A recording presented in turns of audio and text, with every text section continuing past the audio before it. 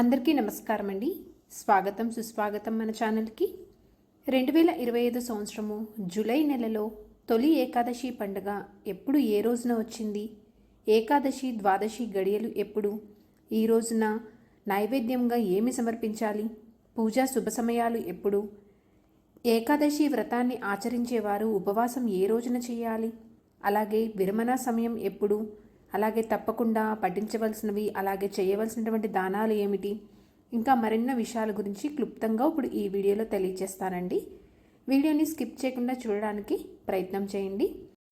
ఆషాఢ మాసము శుక్లపక్ష ఏకాదశి నాడు విష్ణుమూర్తి పాలకడలిపై యోగ నిద్రలోకి వెళ్ళే సందర్భాన్ని తొలి ఏకాదశిగా పరిగణిస్తారండి.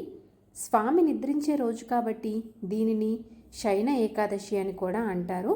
ఈ తొలి ఏకాదశి పండుగని పేలాల పండుగ అని కూడా పిలుస్తారు.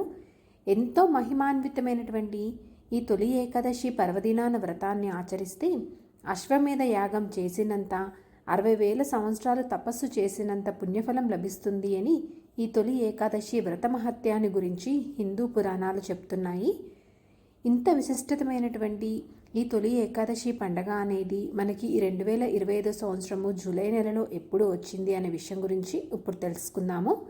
ఏకాదశి తిథి ప్రారంభము శ్రీ విశ్వావసు నామ సంవత్సరము ఆషాఢ మాసము ఉత్తరాయణం గ్రీష్మ ఋతువు శుక్లపక్షం జూలై 5, 2025 శనివారం రోజున సాయంత్రం 6:58 ప్రారంభమయ్యి జూలై 6, 2025 ఆదివారం రాత్రి 9:14 వరకు ఏకాదశి తిథి ఉంటుందండి.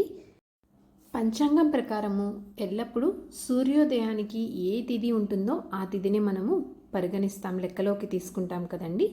ఆ ప్రకారం చూసుకున్నట్లయితే ఈ సంవత్సరం తొలి ఏకాదశి పండగని చేసుకోవాల్సినటువంటి తేదీ జూలై 6, 2025 ఆదివారం రోజున.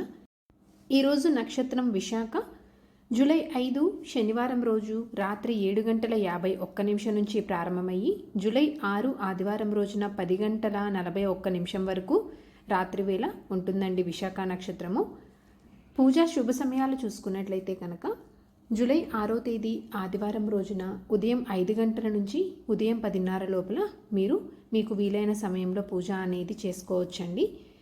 సాయంత్రం అయితే 7 గంటల తర్వాత చేసుకోండి, ఎందుకంటే 7 గంటల వరకు ముందు మనకి దుర్ముహూర్తము రాహుకాలం అనేది ఉన్నాయి కాబట్టి 7 గంటల తర్వాత చేసుకోండి.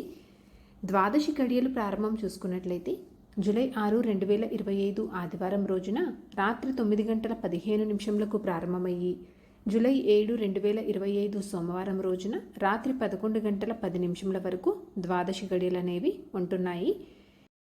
ఏకాదశి వ్రతంని ఆచరించేవారు ఉపవాసము విరమణ తేదీ మరియు సమయం చూసుకున్నట్లయితే జూలై 7, 2025 సోమవారం రోజున అండి.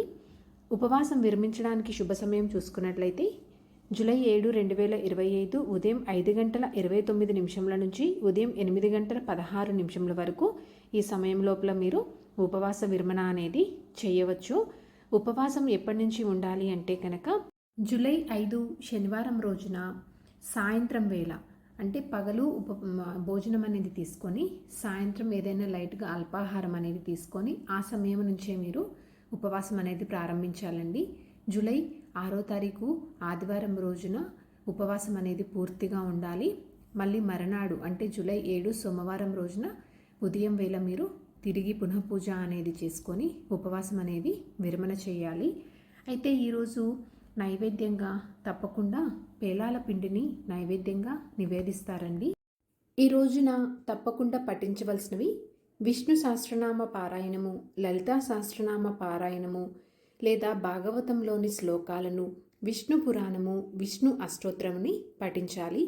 ఇవన్నీ చేయడం కుదరదు అనుకున్నవారు ఓం నమో భగవతే వాసుదేవాయ లేదా ఓం నమో నారాయణాయ నమః అనేటువంటి ఈ మంత్రములను మీకు వీలైనన్ని సార్లు పఠించడం వలన ఆ దేవదేవ అనుగ్రహం అనేది కలుగుతుందని పండితులు చెప్తున్నారండి. ఈ తొలి ఏకాదశి రోజు నాడు పేదలకు అన్నదానము, వస్త్రదానం చేస్తే కూడా చాలా మంచి ఫలితం అనేది ఉంటుంది. అలాగే గోమాతను పూజించడం వలన 1000 రెట్ల పుణ్యఫలం అనేది లభిస్తుందని పండితులు తెలియజేస్తున్నారు. సో ఇదండి ఇంకొక మంచి వీడియోతోటి మిమ్మల్ని మళ్ళీ కలుస్తాను. అంతవరకు సెలవు మరి. ధన్యవాదములు. సర్వేజన సుఖినో భవంతు.